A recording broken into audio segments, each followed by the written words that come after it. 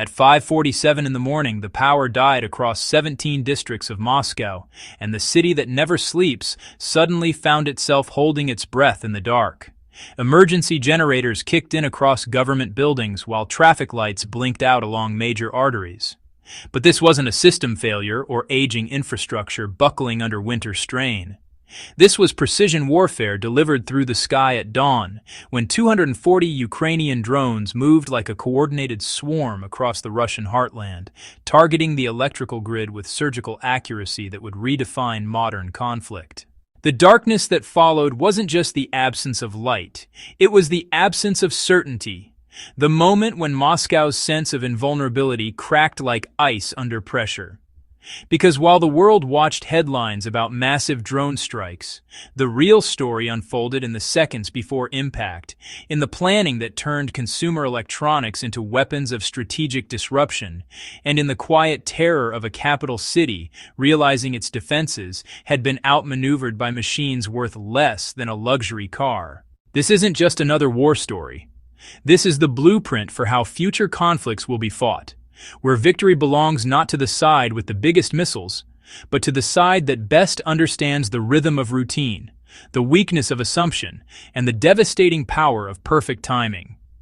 By the time Moscow's morning commute should have begun, over 3 million people were learning what it means to live in a city whose nervous system had been severed with mathematical precision. The preparation for this strike began 96 hours earlier in a converted warehouse outside Kharkiv, where Ukrainian technicians worked under fluorescent lights, assembling what would become the largest coordinated drone assault in military history.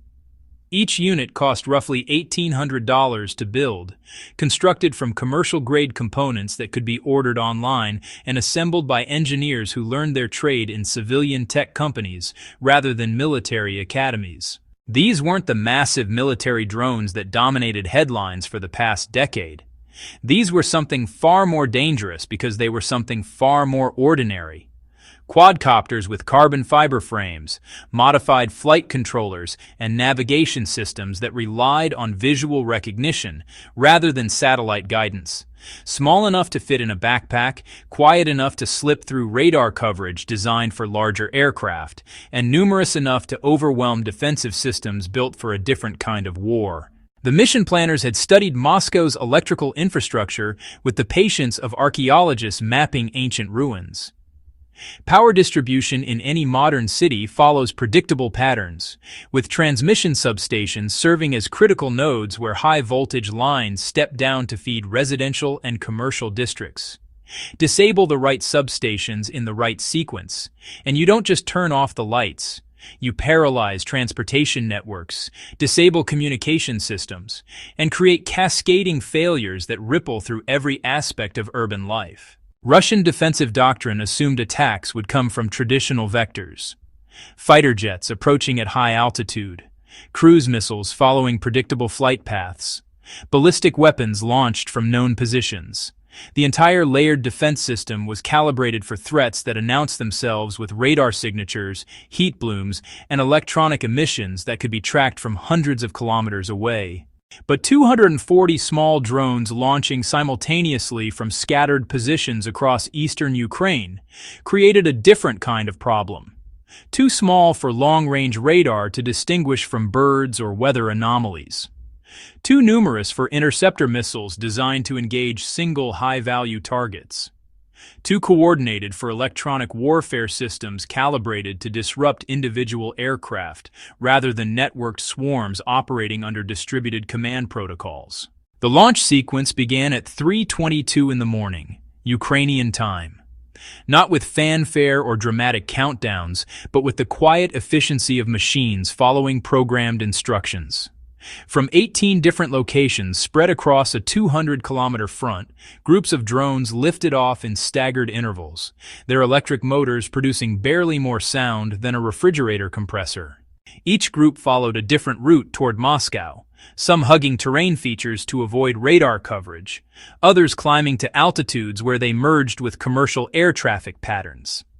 The flight paths had been calculated to converge on the target zone within a 47-minute window, allowing the swarm to overwhelm defensive responses through sheer simultaneity rather than individual capability. Moscow's outer defense perimeter detected the first anomalies at 4:18 a.m. Radar operators noted scattered contacts moving at inconsistent altitudes and speeds, too slow for military aircraft, but too organized for civilian traffic.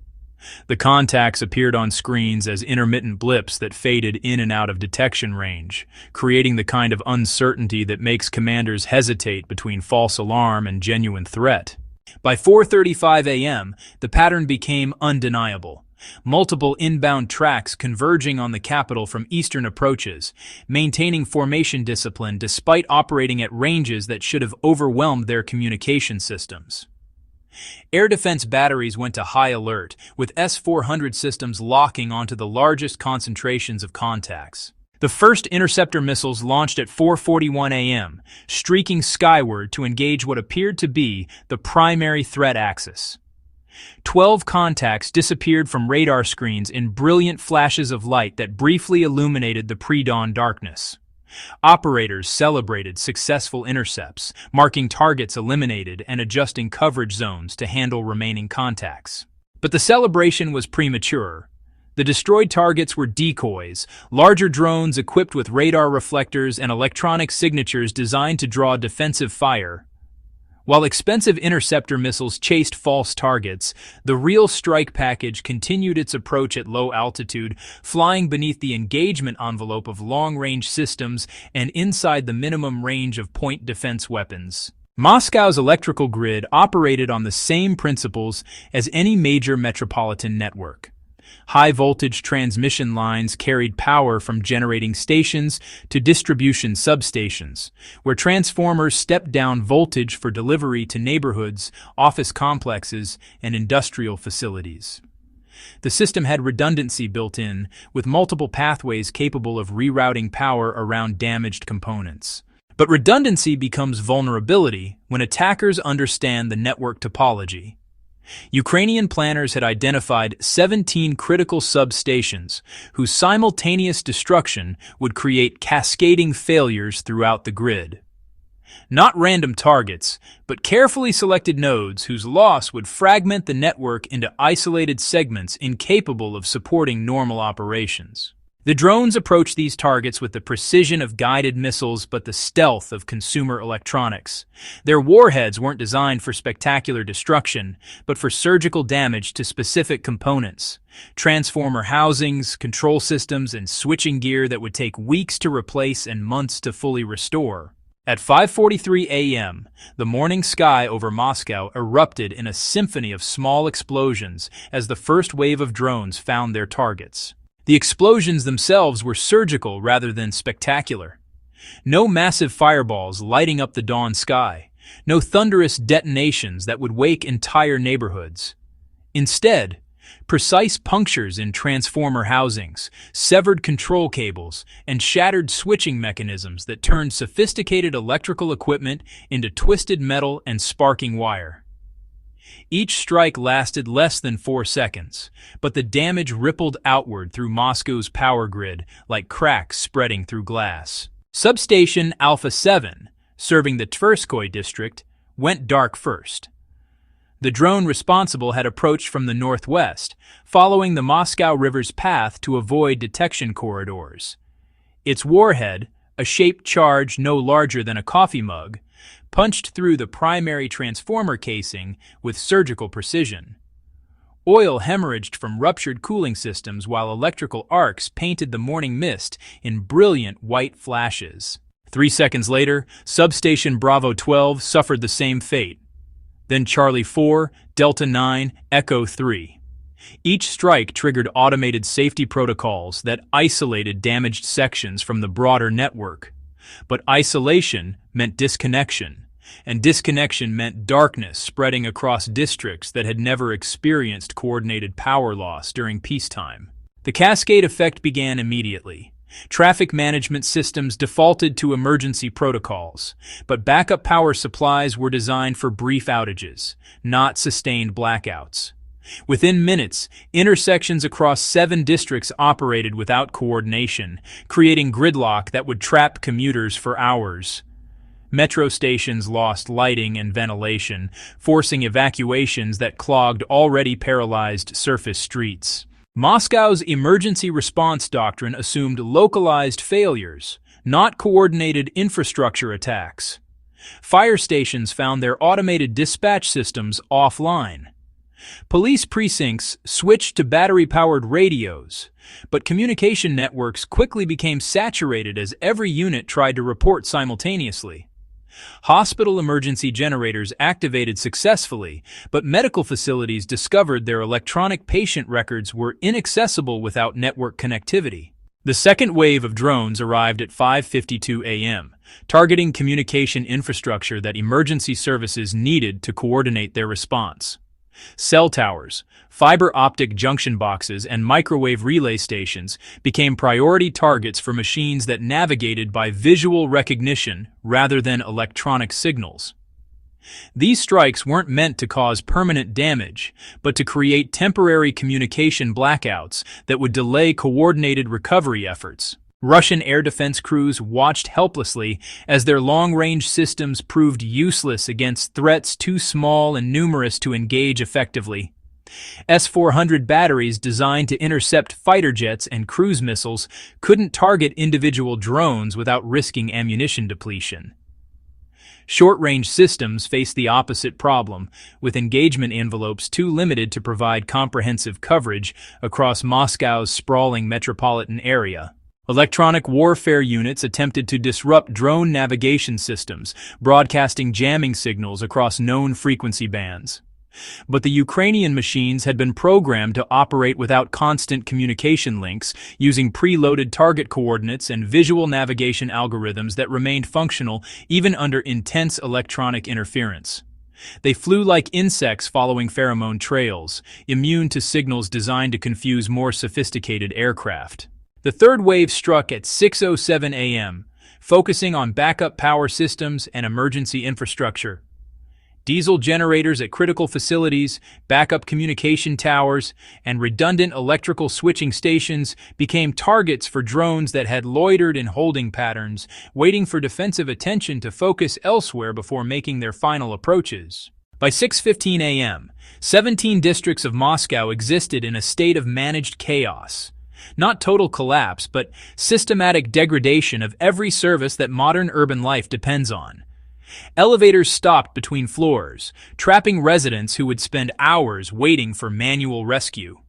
Water pumping stations switched to backup power, but reduced pressure meant high-rise buildings lost service above the 10th floor. Banking networks discovered that redundant data centers meant nothing when the fiber optic cables connecting them had been severed. ATMs displayed error messages while credit card processing systems defaulted to offline modes that few merchants remembered how to operate. The digital economy that processed millions of transactions every hour simply stopped functioning. Moscow's mayor appeared on radio broadcasts, assuring citizens that power would be restored within hours. But utility crews dispatched to repair damaged substations found themselves working in districts where traffic signals didn't function, where communication with central dispatch required physical runners rather than radio contact, and where replacement components would need to be trucked in from cities hundreds of kilometers away. The psychological impact proved as devastating as the physical damage. Moscow had experienced blackouts before, usually brief interruptions caused by equipment failures or severe weather. But this darkness felt different because it felt intentional, coordinated, malevolent. Citizens looked skyward not for relief but for the next wave of attacks, wondering if their neighborhoods would be next. International news networks struggled to report the story because traditional metrics of military success didn't apply. No buildings had been destroyed, no civilians killed by direct attack, no strategic military assets eliminated. Yet a capital city of 12 million people had been functionally paralyzed by weapons that cost less than luxury automobiles and could be assembled in civilian workshops. The broader implications crystallized as daylight revealed the scope of the disruption. If small drones could disable Moscow's electrical grid, what prevented similar attacks against London, Paris, New York, or Beijing? The defensive systems that protected major cities against traditional military threats offered no protection against swarms of cheap, expendable aircraft operating below radar coverage and inside minimum engagement ranges. Military analysts watching from capitals around the world realized they were witnessing a fundamental shift in strategic warfare. The age of expensive, sophisticated weapon systems was giving way to conflicts where victory belonged to whoever could deploy the largest number of cheap, coordinated platforms. Quantity had achieved a quality all its own, and the balance of power had shifted toward nations capable of mass-producing simple, effective weapons rather than engineering marvels that cost billions to develop and deploy. As Moscow's long night continued into what should have been a normal Tuesday morning, the question wasn't whether power would be restored. The question was whether any city on Earth could defend itself against this new kind of warfare. New kind of warfare. By dawn, Moscow had learned what Kyiv already knew, that the future of warfare doesn't announce itself with the thunder of jets or the roar of missiles. It whispers through the morning mist on electric motors worth less than a month's rent, carrying mathematics instead of hatred, precision instead of fury. The Tu-40 drones that rewrote the rules of modern conflict proved that victory in the 21st century belongs not to those who build the biggest weapons, but to those who understand that small things, when perfectly coordinated, become unstoppable forces. The lights came back on eventually. They always do. But the darkness that fell over Moscow that morning was more than electrical failure. It was the death of assumption, the end of certainty, the moment when every capital city on Earth realized that their defenses had been designed for yesterday's wars. Because if $1,800 of consumer electronics could paralyze the heart of a nuclear superpower, then nowhere was safe, no grid was secure, and no defense was absolute. The war didn't change that morning. But warfare did. And every city that still sleeps peacefully under electric light should remember Moscow's long night, when silence became the deadliest weapon of all, and the future arrived on wings too small to see coming.